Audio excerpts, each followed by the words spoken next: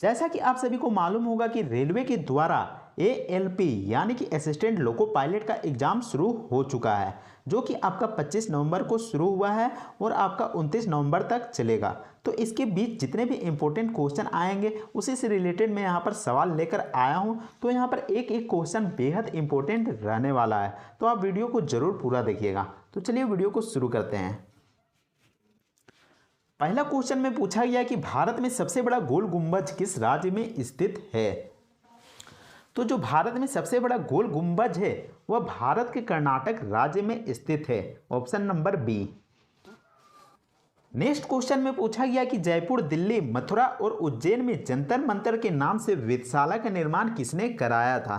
तो आपको बता दूं कि भारत में जयपुर, दिल्ली, मथुरा और उज्जैन के क्षेत्र में जंतर मंतर को बनाया गया था और इन क्षेत्रों में जो जंतर मंतर बनाया गया था उसका निर्माण किसने करवाया था। तो उसका निर्माण सवाई राजा जयसिंह ने करवाया था, ऑप्शन नंबर ए। अगले क्वेश्चन में पूछा गया है कि विश्व का सबसे ऊंचा कहा जाने वाला विश्व शांति स्तूप बिहार में कहां पर स्थित है। तो यह आपका राजगीर में स्थित है और जो विश्व शांति स्तूप है वह बौद्ध धर्म से संबंधित है।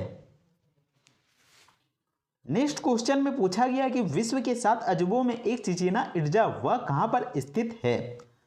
तो जो 7 अजूबों में से एक अजूबा चिचिना इर्जा भी है वो कहां पर स्थित है। तो वो आपका स्थित है मैक्सिको में।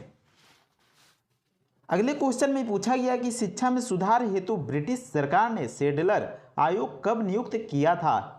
तो जो सेडलर आयोग नियुक्त किया गया था वह 1917 में किया गया था और 1917 में ही चंपारण सत्याग्रह आंदोलन हुआ था। नेक्स्ट क्वेश्चन में पूछा गया कि निम्नलिखित में से कौन सी भाषा भारतीय संविधान की 8वीं अनुसूची में नहीं दी गई है। तो कौन सी भाषा नहीं दी गई है। तो अंग्रेजी भाषा जो है भारत की 8वीं अनुसूची में नहीं दी गई है।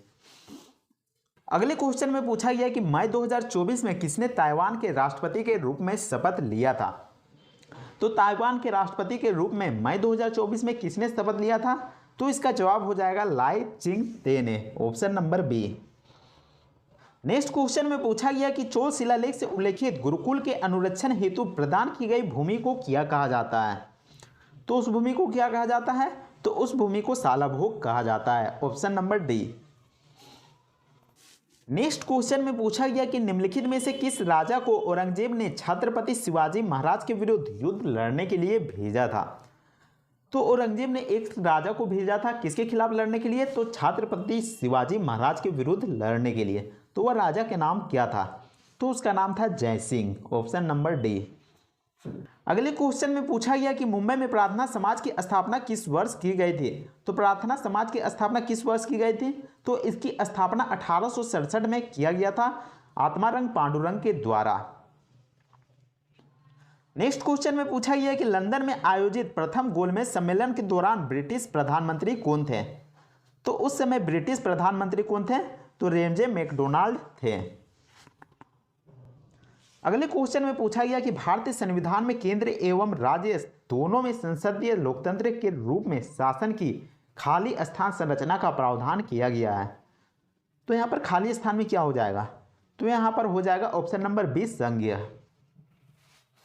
नेक्स्ट क्वेश्चन में पूछा गया कि झील और उनकी स्थिति वाले राज्यों के निम्नलिखित युग्मों में कौन सा युग्म सही नहीं है, यानी कि कौन सा ऑप्शन यहाँ पर सही नहीं दिया गया है। तो यहाँ पर देख सकते हैं सुल्तानपुर झील जो कि हरियाणा में स्थित है, चिल्का झील जो कि उड़ीसा में स्थित है और लोकटक झील जो कि मणिपुर में स्थित है। लेकिन जो ऑप्शन ए है कोलोरिल झील जो कि महाराष्ट्र में स्थित नहीं है, तो ये कहाँ पर स्थित है। तो ये आपका आंध्र प्रदेश में स्थित है।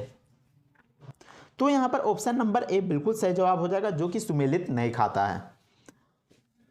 नेक्स्ट क्वेश्चन में पूछा गया कि भारत में प्रथम जनगणना का आयोजन कब किया गया था।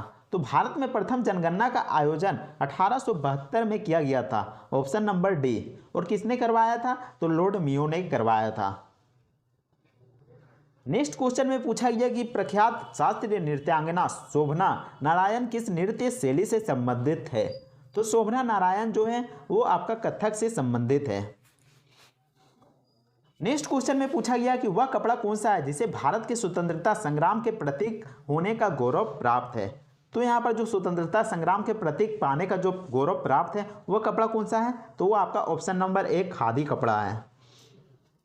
नेक्स्ट क्वेश्चन में पूछा गया कि निम्नलिखित में से कौन सी पुस्तक मौलाना अबुल कलाम आजाद द्वारा लिखित है। तो अब्दुल कलाम आजाद द्वारा कौन सी पुस्तक लिखा गया था, तो उस पुस्तक का नाम यहाँ पर है India wins freedoms, India wins freedoms, option number A. Next question में पूछा गया कि द ओरिजिन ऑफ स्पीसीज के लेखक कौन थे। तो जो पुस्तक है द ओरिजिन ऑफ स्पीसीज उसके लेखक कौन थे, तो उसके लेखक थे Charles Darwin, Charles Darwin. Next question में पूछा गया कि किस तिथि को विश्व रक्तदान दिवस मनाया जाता है। तो विश्व रक्तदान दिवस कब मनाया जाता है, तो ये आपका 14 जून को मनाया जाता है। नेक्स्ट क्वेश्चन में पूछा गया कि मैग्सेसे पुरस्कार प्राप्त करने वाला पहला भारतीय कौन था। तो किसे मैग्सेसे पुरस्कार पहली बार दिया गया था, तो वह दिया गया था आपका विनोबा भावे को, विनोबा भावे को। नेक्स्ट क्वेश्चन में पूछा गया कि निम्नलिखित में से कौन सा विकल्प संयुक्त राष्ट्र के अंग और उनके मुख्यालयों का सही युग्म नहीं है। तो कौन सा यहाँ पर युग्म जो कि सही नहीं है, तो यहाँ पर देख सकते हैं इंटरनेशनल कोर्ट ऑफ जस्टिस जो कि हेग में स्थित है। यहाँ पर देख सकते हैं यूनेस्को जो कि पेरिस में स्थित है। इसके नीचे में देख सकते हैं अंतर्राष्ट्रीय परमाणु ऊर्जा एजेंसी जो कि वियना में स्थित है। लेकिन ऑप्शन नंबर बी जो कि विश्व स्वास्थ्य संगठन यानी कि WHO वर्ल्ड हेल्थ ऑर्गेनाइजेशन जो कि न्यूयॉर्क में नहीं स्थित है, ये कहाँ पर स्थित है, तो ये आपका जेनेवा में स्थित है। नेक्स्ट क्वेश्चन में पूछा गया कि भारत के परमाणु ऊर्जा आयोग का मुख्यालय कहाँ पर स्थित है। तो भारत में जो स्थित है परमाणु ऊर्जा आयोग वो कहाँ पर स्थित है, तो वो आपका मुंबई में स्थित है, ऑप्शन नंबर बी।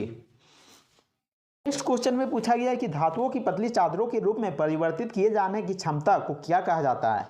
अगर हम किसी धातु को पतली चादर में बदल देते हैं तो उसको हम यहाँ पर क्या कहते हैं, तो उसको कहा जाता है आघात वर्धनीयता, आघात वर्धनीयता, ऑप्शन नंबर डी।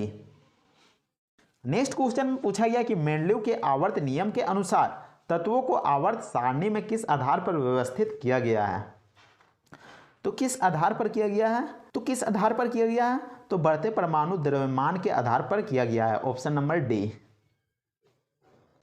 अगले क्वेश्चन में पूछा गया कि निम्नलिखित में से किसकी कमी से कमजोर दृष्टि की समस्या उत्पन्न होती है। यानी कि थोड़ी सी देखने में समस्या आने लगती है, आंखों की रोशनी कम होने लगती है, तो किस विटामिन की कमी से होती है, तो विटामिन ए की कमी से होती है, यानी कि option number B vitamin A. उम्मीद करते हैं कि आपको यह वीडियो पसंद आया होगा। अगर वीडियो पसंद आता है तो वीडियो को लाइक जरूर कीजिएगा, इसके अलावा चैनल को भी सब्सक्राइब जरूर कर लीजिएगा। तो मिलते हैं नेक्स्ट वीडियो में, तब तक के लिए जय हिंद, वंदे मातरम।